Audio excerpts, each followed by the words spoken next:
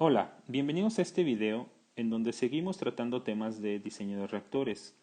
Estamos analizando el diseño de reactores isotérmicos basados en la conversión. En videos anteriores tratamos el desarrollo del diseño de reactores batch, de CCTR y de PFR. Ahora toca el turno de resolver un problema que es el ejercicio 5-12 de los problemas que plantea el autor Fogler, y la referencia la voy a dejar en la descripción del video. El caso de estudio nos indica que se tiene una reacción elemental en fase gas, en donde vamos a manejar a A como reactivo, a B más 2C. Vamos a simplificar esta expresión, ¿sí? Y nos dice que se está llevando a cabo isotérmicamente, esto es importante, en un reactor en flujo, también es importante, y que no hay caída de presión. ¿Vale? Vamos a recordar estos datos. Nos da lo que es la velocidad de reacción específica, que básicamente es la constante de velocidad a una temperatura de 50 grados centígrados, y nos dice que es 10 a la menos 4 minutos a la menos 1. Ahora, también nos da la energía de activación, que es 85 kilojoules sobre mol. Nos dice que se alimenta puro reactivo, en este caso puro A, y se alimenta a una presión de 10 atmósferas y de 127 grados centígrados, es la temperatura de reacción, que noten que es diferente a la temperatura de la velocidad de reacción. Esto también es importante. Nos dan la velocidad de flujo molar, 2.5 moles sobre minuto. Y nos piden que calculemos el volumen y el tiempo espacial para lograr una conversión del 90% en un CCTR y en un PFR. Y también nos dan un caso en particular para analizar el reactor batch. Entonces, este video va a tratar sobre la solución del inciso A, que es el reactor PFR. En videos más adelante vamos a resolver los dos incisos restantes. Bueno, vamos a ocupar el algoritmo que maneja el autor, en donde el primer paso es identificar la ecuación de diseño, que es la derivada de la conversión con respecto del volumen es igual a la velocidad de reacción sobre el flujo molar inicial.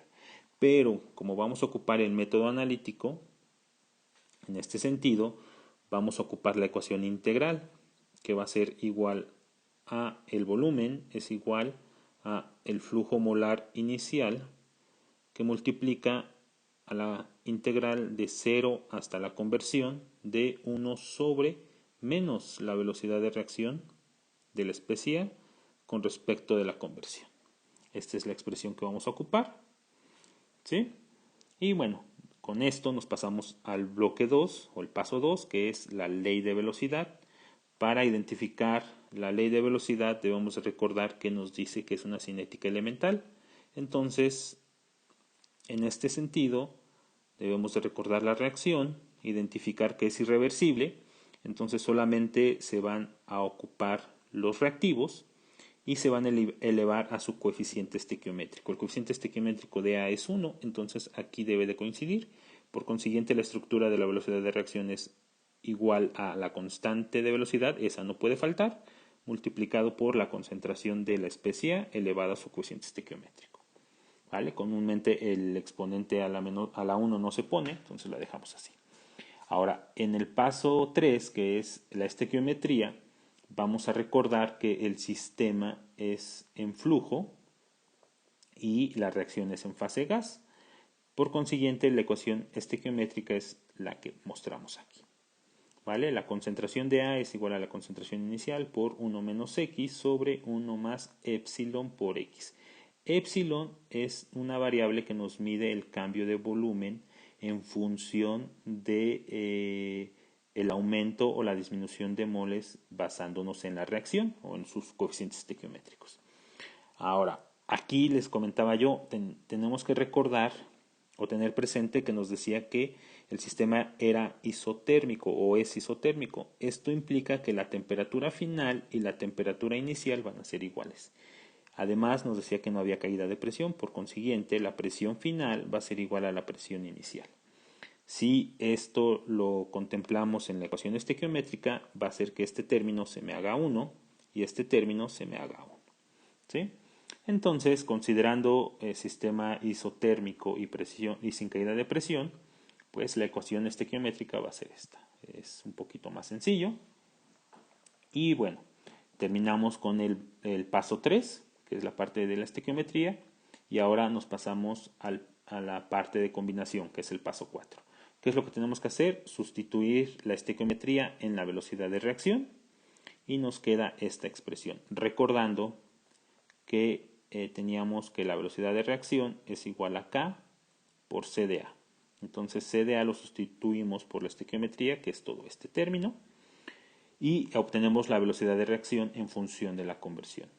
¿Sí? Ahora eso lo sustituimos en la ecuación de diseño, lo que va a hacer que todo esto que está aquí es la velocidad de reacción. ¿Sí? Es esto. Ahora, vamos a aplicar un poquito de álgebra ocupando la regla de los medios con medios y extremos con extremos, considerando 1 sobre 1 sobre, aquí va a ser K, C de A0 por 1 menos X sobre 1 más epsilon por X. Si aplico esa regla, todo esto va a pasar a la parte superior y esto va a quedar en la parte inferior, ¿vale? Ahora, vamos a esta expresión. C de A0 y la constante de velocidad no son función de la conversión, por consiguiente pueden salir fuera de la integral. Y entonces esta es la expresión que me queda en el paso 4. Ahora en el paso 5, que es la evaluación, como lo vamos a resolver analíticamente, pues tengo que integrar.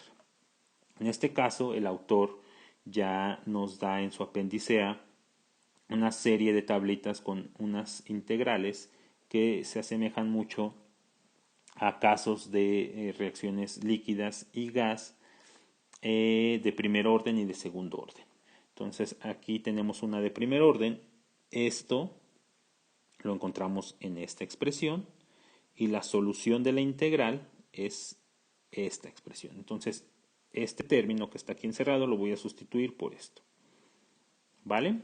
Entonces obtengo esta expresión, que el volumen es igual al flujo volumétrico sobre la constante de velocidad, que multiplica a 1 más epsilon por el logaritmo de 1 sobre 1 menos la conversión, menos epsilon por la conversión.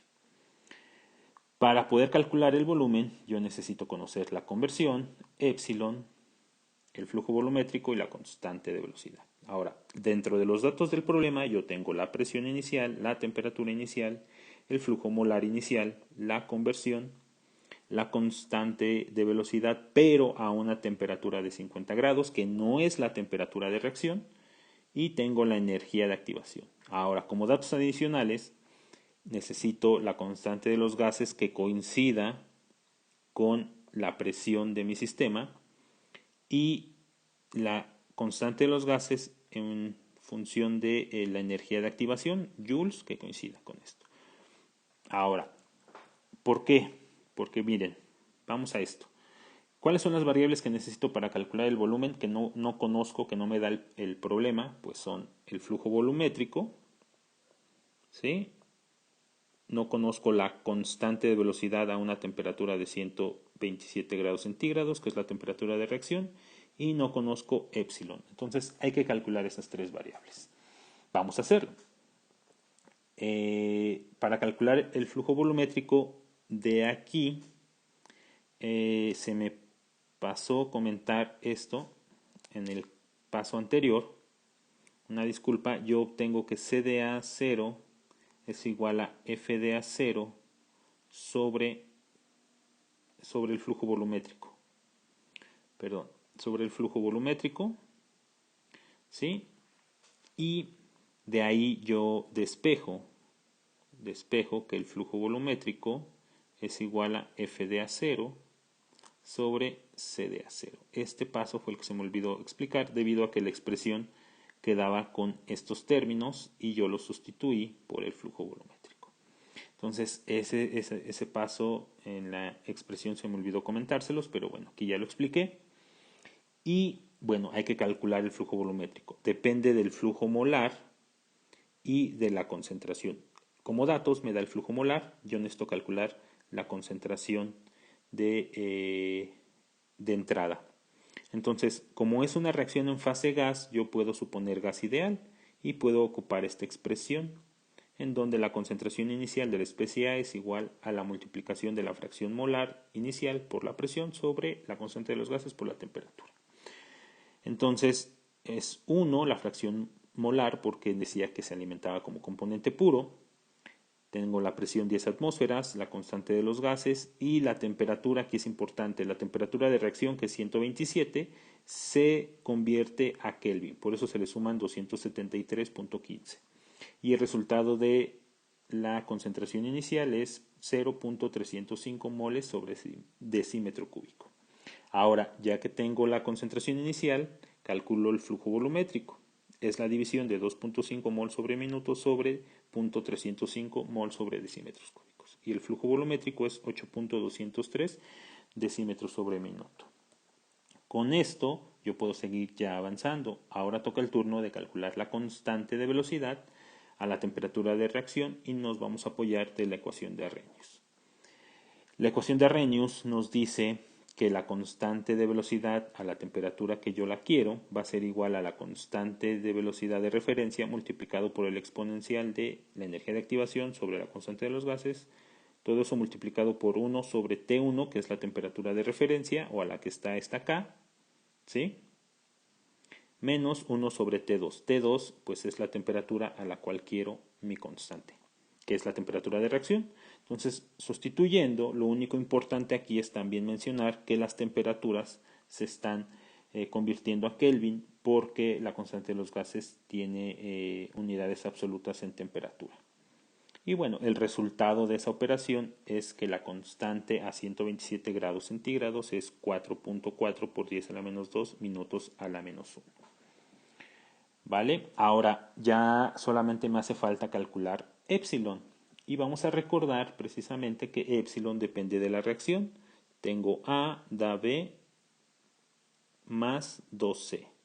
Epsilon depende de los coeficientes estequiométricos. Voy a recordar que el coeficiente estequiométrico de los reactivos es negativo, entonces aquí sería menos 1 para A, y de los productos es positivo, más 1 para B y más 2 para C.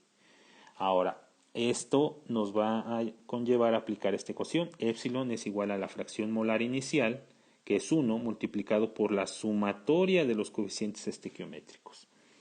Entonces, tengo que sumar estos. Por eso la expresión nos queda de esta forma. 1 por menos 1 más 1 más 2. Se elimina el menos 1 con el más 1 y me queda la multiplicación de 2 por 1.